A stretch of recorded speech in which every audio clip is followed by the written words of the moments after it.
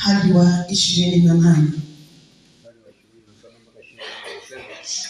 Kwa maana mioyo ya watu hawa imepumba na masikio yao ni mazito ya kusikika, na macho yao yamefungwa, wasije wakaona kwa macho yao, na kusikia kwa masikio yao, na kufahamu kwa mioyo yao, na kubadili nia zao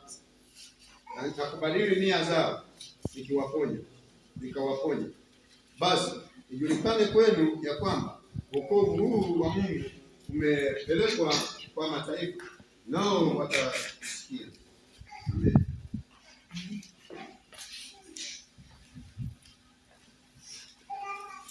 Dhambi inapumbaza mioyo ya watu. Dhambi inaleta ukisiri. Dhambi inapofusha macho. Mtu ana macho lakini haoni. Mtu ana masikio lakini hasikii. Mtu ana elimu. Dhambi haiogopi elimu. Dhambi haiogopi cheo ulicho nacho. Dhambi haiogopi una degree ngapi, haiogopi. Dhambi haiogopi askofu, haiogopi mchungaji, haiogopi shemasi. Dhambi haiogopi mzee. Maana dhambi inaondoa akili. Dhambi inaondoa ufahamu.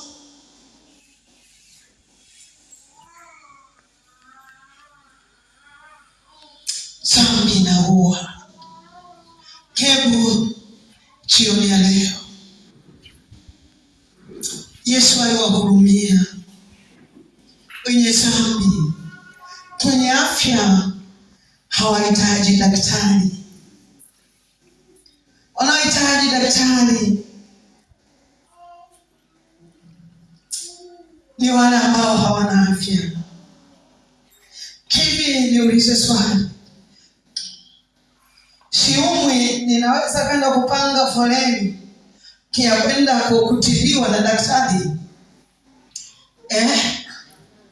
Naweza kwenda kupanga foleni? Hapana.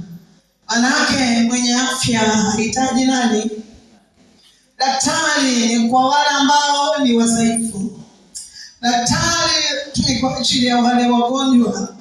Yesu anasema kwenye neno lake kwamba mwenye afya hahitaji nani?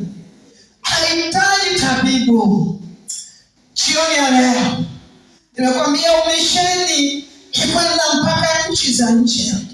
Ziko nchi zingine kule Somalia, tunawaamini misionari wetu wako kule, wanaifanya kazi kwa ugumu sana.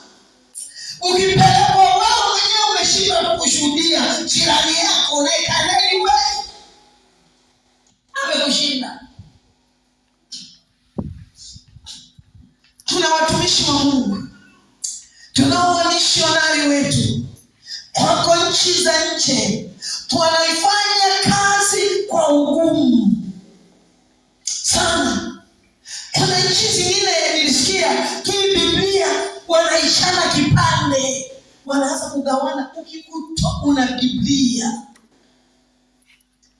tunakumaliza.